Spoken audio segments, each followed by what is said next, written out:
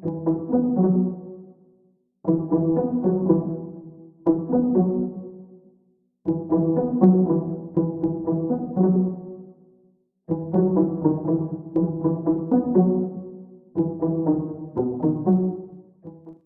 tamin'ity herinandro ity fa voatendry holoholon'ny Madagasikara i Ramatoa Lalatendrana Kotondrazafy izay efa minisitra nandritra ireny fitondrana teo aloha ireny foana ka mbola minisitra ihany moa izy tamin'ny enim-bolana voalohany tamin'ity fitondrana ity ary izao izy voatendry holoholon'ny Madagasikara izao indray.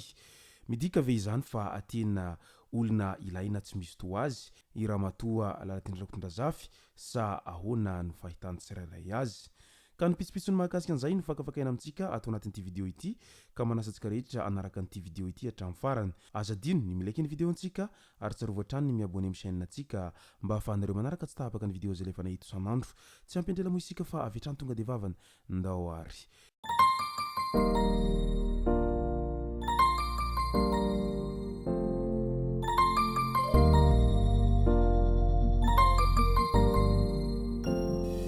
Ny tonga tsy miarahaba hono ny namantezitra ka dia faly miarahaba isika rehetra mpanaraka tsy tapaka an'ity chaîne ity ny tenako amin'ity androandroany ity.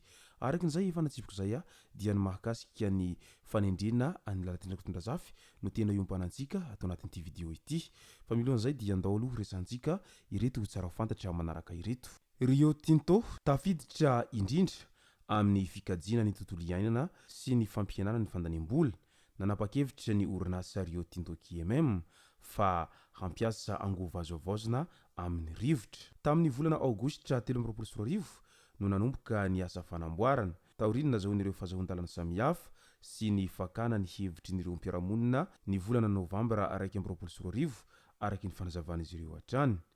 Ankehitriny tafatsangana soamantsara ny turbine éolienne voalohany izay mirefy 50 metatra ny ahavony ary efa afaka miasa manomboka amin'ny ity volana febroary ity izany ka hanome herinaratra 520 kilowatt. Mahatratra 740 ireo turbine éolienne hajoro izay afaka mamokatra herinaratra hatrany amin'ny 440 megawatt ka nivoaka ny taolagnaro iray manontolo no isitraka izany herinaratra avy amin'ny rivotra izany. Ho foana tsikelikely noho izany ny fampiasana gazoaly fa angova azoavaozina no hanazava sy hampiasaina manontolo any an-toerana any. Tafiditra ao anatin'ny fandraisana andraikitry ny Rio Tinto hampihenana ny famoahana entona carbone izay maneran-tany ity tetikasa ity. Fandrosoana makany amin'ny hoavy maitso kokoa sy lovain-jafy. Tsy hivina fa efa tany amin'ny taona 2024 tany hoany no niantoka ny famokarana herinaratra tao taolagnaro ny Rio Tinto ka tombony lehibe ho an'ny taolagnaro iray manontolo ity fampiasana ny angova azoavaozina amin'ny alalan'ny rivotra ity any an-toerana any raha toa ka vita soamantsara ireo rehetra ireo. Eo amin'ny resaky ny fotodrafitsasa teleferika indray dia mialany ny teleferika lingilingy. Vita hatramin'ny 100% ny fotodrafitrasa raha ho an'ny toerana fitobian'ireo teleferika eny Ivandry raha toa ka 570 kosa ny ara-teknika no vita.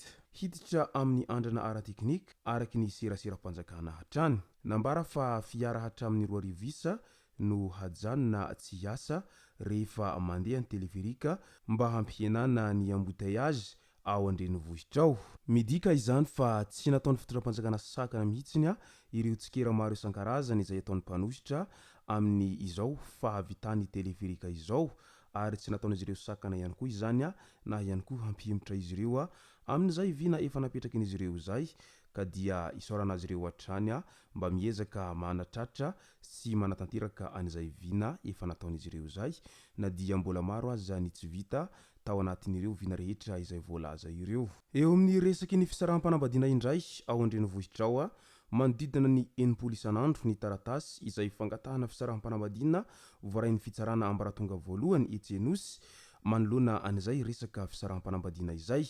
Mety ho inona no tena antony mahatonga an'izay habetsahan'ireo mangataka fisarahampanambadiana izay any amin'ny tribunal izay tato ato izay. Eo amin'ny resaka fanoherana ny fitondram-panjakana indray dia azo lazaina fa lany taona maro ny mpanohitra. Tamin'ny taona 2024 ka hatramin'ny 2024 inona ny zavatra vita, inona ny niova. Nandefa taratasy tatsy, nandefa taratasy teroa, inona ny valiny. Ny vorotatsy ny vorotiroa inona ny fehinkevitra nampivoatra. Efa 520 ihany koa isika amin'izao fa mbola ny zavatra tsy nahomby tamin'ny taona 2024 ka hatramin'ny 2024 ihany no mbola ataon'ireo mpanositra hatramin'izao fotoana izao.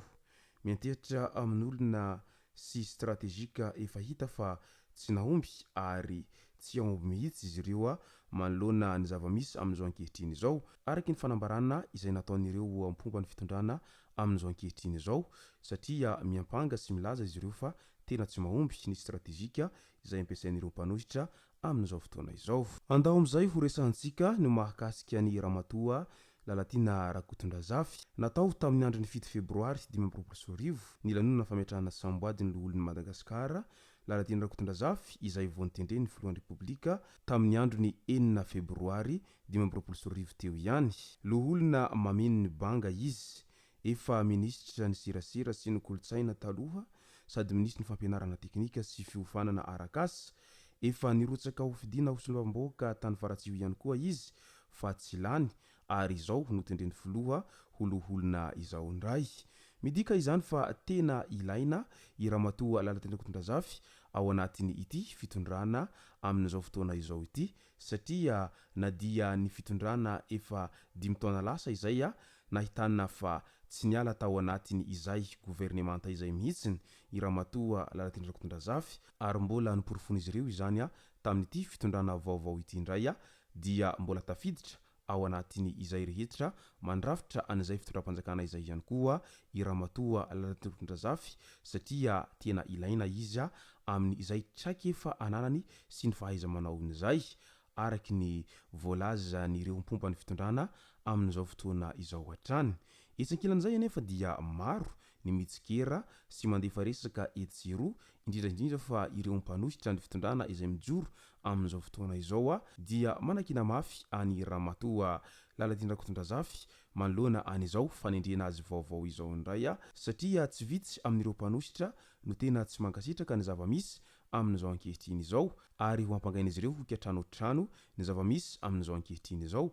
Tadidio anefany fa io resaka fiarah-miasa io dia ilana olona tena matotra sy mahay miara-monina sy miara-miasa amin'ny tena fa tsy sanatria akory ny olona efa hita fa fahavalonao izao dia ino no hotendrenao hiara-iasa aminao ary mety hanimba zavatra maro zany satria tsy hitovy mihitsy ny fomba fijery sy ny tadinokanga raha toa ka izay ny zava-misy ka mety izay no antony nahatonga an'izao fanendrena any Lalatina Rakotondrazafy izao indray ho ao amin'io toeran'ny loholon'ny Madagasikara io satria izy no efa hitan'izy ireo fa mahay miara-monina sy mahay miara-miasa amin'izy ireo ka rariny sitsiny raha toa ka izy no tendren'izy ireo amin'io toeran'io. Ka noho izay dia mirary soa azy hahavita be amin'ny didy amanandraikiny ao anatin'izao andraikitra iantsorohany izao indray ary ainganeka hiteraka fiovana sy fampandrosoana amin'ny tany sy ny firenena izao fanendrenana ireo olona vaovao ireo izao indray.